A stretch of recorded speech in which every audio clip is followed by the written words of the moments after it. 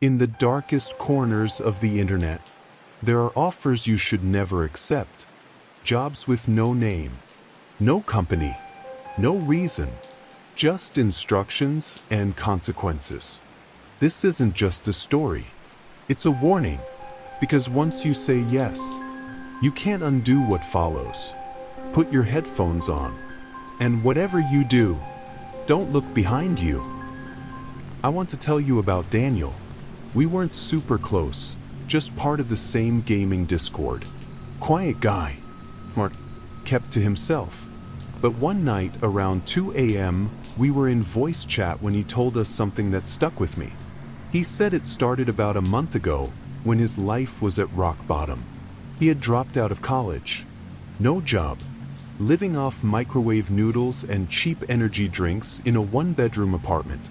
He'd applied to everything: retail, delivery, warehouse gigs, but no one called back. Rent was overdue. He'd pawned his gaming console just to afford food. The silence of his apartment echoed with anxiety every night. One night, while doom-scrolling Reddit, he fell down a rabbit hole of dark web stories. The usual stuff. Hitmen for hire, cursed videos, black market organs. He didn't believe any of it until he found a link titled "The Market of Shadows." It was just a black screen with job listings. Real ones. One caught his attention. Looking for a reliable courier. No questions asked. $500 cash.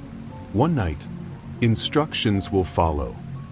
It felt too cinematic to be real, but he clicked. Within seconds, his screen glitched and the site vanished. But a new tab had opened. A simple chat window. Someone was waiting. They called themselves Operator X. Daniel asked what the job was. The response was quick. Pick up a package. Deliver it to an address. That's all. Do not open it. Do not be late. You will be watched. Then they sent him coordinates. The pickup was in a remote, wooded area outside town. Daniel hesitated, then typed back, "I'll do it." The next night, he followed the GPS deep into the forest. There were no lights, no people, just rain and fog. At the exact coordinates, he found a small wooden crate sitting in the middle of a gravel patch, completely dry despite the rain. No one was around. Attached was a note. "Do not open. Deliver TO, 197 Hollow Pines Road. Midnight." He threw it in his trunk and drove. Hollow Pines Road wasn't on Google Maps. He found it only because someone had scratched the name into a rusted old road sign. The destination? A rotting farmhouse surrounded by dead trees. He parked. Checked the time, 11:57 p.m. As he got out of the car, rain slamming his hoodie, he swore he heard whispering. Not from inside the house, but from the trees. The rain seemed to hush for just a second, long enough to hear his own name being breathed through the leaves. He brushed it off, grabbed the crate, and stepped onto the porch. The front door creaked open by itself. Inside, the house was pitch black, save for a candle flickering on a dusty table. No furniture, no signs of life. Just dust, silence, and that candle. He put the crate down, turned to leave. Then something whispered behind him, "You broke the rule." He spun around. No one was there. The candle blew out. He ran to his car and drove like hell. By the time he reached home, it was nearly 2 a.m. He rushed upstairs, slammed the door, and locked every window. Then his phone buzzed. It was a message from an unknown number. You weren't supposed to see it. Confused, he checked the crate footage from his dashcam, rewound it, and there it was, in one single frame. During a lightning flash, the crate's lid slightly opened, and a pale hand with 6 fingers reaching out. Daniel panicked. He tried calling the number, but it wouldn't connect. He shut his laptop and went to sleep, thinking it was all over. The next morning, he found the crate sitting outside his door, untouched, like it had never left. This time, the note was different. Job not finished. Deliver again. Final warning. Daniel lost it. He tried burning it. The flames died instantly. He dumped it in the river. It was back by nightfall. Inside his living room, his laptop glitched nonstop. Files appeared on his desktop, video recordings of himself sleeping, taken from his window, footage from inside his apartment. Then came the audio, low-quality clips of breathing, footsteps, whispering his name. He went to the police, showed them everything.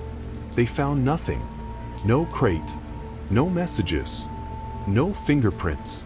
They told him to seek mental help. He moved in with his cousin for a few days.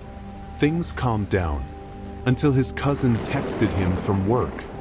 "Why'd you leave this creepy-ass box in the kitchen?" Daniel never went back. He started sleeping in 24-hour diners, living in his car, cut off contact. He grew a beard, wore sunglasses indoors, always looking over his shoulder. Paranoid, haunted. One night, he tried posting anonymously on Reddit again, asking for help. A throwaway account. The post went up. It got 5 comments. All said the same thing. "You can't run. You delivered it. You belong to them now." That was the last time anyone heard from him. And then he disappeared. His number went dead. Discord account wiped. Email bounced. A week later, I got a package. No return address. No stamps. Just a small, unmarked box. I opened it. Inside was a USB stick. One video file. I played it. It was security cam footage of my own apartment, recorded just last night. The video ends with me turning off my light and going to bed. But in the last few seconds, just before the screen cuts to black, you can see the silhouette of someone standing in the corner of my room. Still silent, holding the same crate Daniel delivered. Don't go looking for dark web jobs. They're not looking for workers. They're hunting for replacements. And now, I think I'm next. That night, I didn't sleep. I stared at the crate on my desk, the one that wasn't there hours ago. My door had been locked.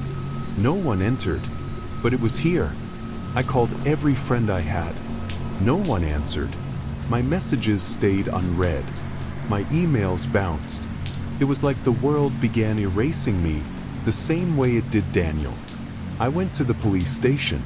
It was empty. No lights, no officers, just cold silence and the smell of damp concrete. I walked inside. There was no one, but the crate was there, sitting on the front desk. I ran. Back home, the lights in the apartment were flickering. My walls had symbols drawn in charcoal, ones I never painted.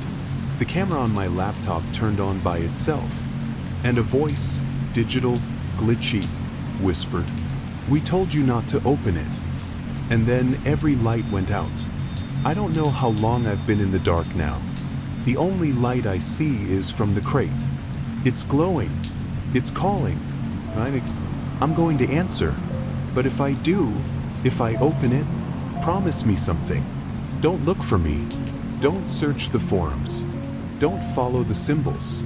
Because the moment you do, the crate will appear by your door too. So, what really happened to Daniel? Was it all just in his head? A product of paranoia, sleepless nights, and too much time on the wrong corners of the internet? Or did he actually stumble into something that was never meant to be seen? Something ancient, patient, watching. Stories like his don't end, they echo. They take root in quiet apartments, in late-night screens, in the corners of your room where the shadows don't quite sit right. And maybe, just maybe, you're next. If this tale gave you goosebumps, welcome, you've just scratched the surface. We've got more stories. Real ones. Unexplainable ones. Ones that might keep you awake at night, or worse, make you want to sleep with the lights on. So go ahead. Subscribe to our channel. Join us as we explore more terrifying tales from the deepest, darkest pockets of reality. And remember, the internet is a big place, but the dark web, it remembers who comes looking. So if you hear a knock at your door tonight, think twice before you answer. Sleep well. We'll be waiting in the next nightmare.